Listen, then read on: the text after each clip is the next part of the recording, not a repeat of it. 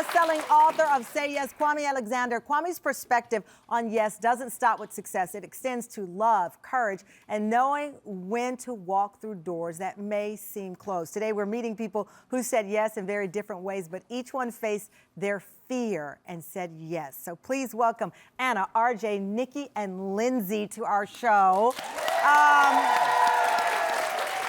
So for understanding, Nikki said yes to leaving her life and traveling the world. Lindsay said yes to walking away from a safe job to bet on her dream career.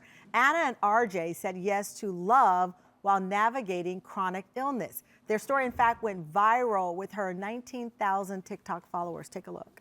In 2022, on a trip in Mexico, I got food poisoning. And then probably within a week, noticed some pain on the right side of my body, and it very quickly spread. It took about 2.5 years to finally get diagnosed with something called chronic inflammatory demyelinating polyneuropathy. It's an autoimmune disease manifested as consistent chronic pain.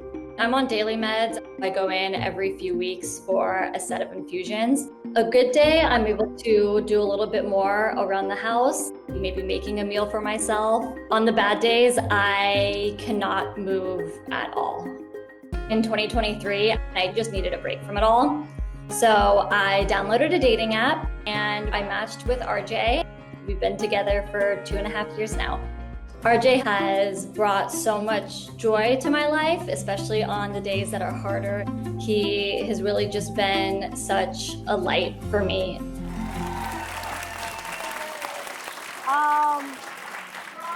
It's such a beautiful story, and I know why it has resonated in such a big way. This idea of saying yes when you are afraid someone else will say no. You come into this relationship with your illness, with the challenges we saw. When RJ is there and he is helping you with your injections and all of those things, how does that feel for you? That you said yes and you ended up with what is a really nice guy? Yeah, I mean, I would say that it's amazing that he's created such a safe space in our relationship for not just my illness, but everything that comes with it, whether it's home injections or the grief and the anger and the sadness that come with having a chronic health condition. And having him there with me just makes me feel so, not just supported, but truly uplifted. And having somebody that is just really great to have as a partner, and also makes me feel that I'm not alone in going through any of this. Yeah. And I think that's beautiful because, listen, RJ, we live in a world where people are so quick to say, I don't want somebody with baggage. I don't want somebody with a kid. I don't want somebody, and let alone someone dealing with an unknown variable of illness and how hopefully it gets better, but you don't know when you step into this relationship. Why did you say yes? I think for me, the biggest thing was, when I met her, she had just a personality that lit up the room. She was motivated. She had all of those qualities that I was looking for in a partner. And I thought about, if I was sitting and going through this, would I want somebody there to help me? And the answer is yes. And so that was a pretty easy decision for me, and I'm so happy that I did. Anna, how did you keep from living in fear of, the fear of rejection? I would say when it comes to fear, I think that at least when we met, I felt like I was at such a rock bottom and I had kind of nothing left to lose. Wow. And so for me, the fear was almost taken out of it because I was like, I'm doing the best I can on my own with this illness. And so having another person there would be amazing and supportive, and I would love to have another partner. But at the same time, if, it didn't work out, it didn't work out. And I think such a big part of fear is having to let go and trust in whatever is going to happen. Yeah. Kwame,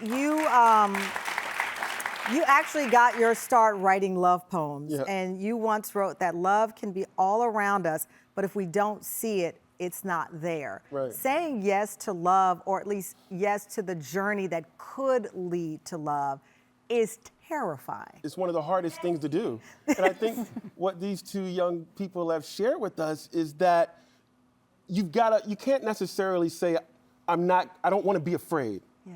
I don't want the fear to be there. I think what you're saying is, I'm going to embrace the fear. I'm going to embrace the no's.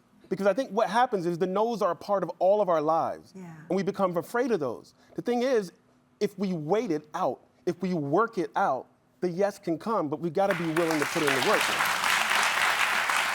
Coming up, Nikki and Lindsay, their year of yes led to a new career and a journey around literally the world. We'll be right back.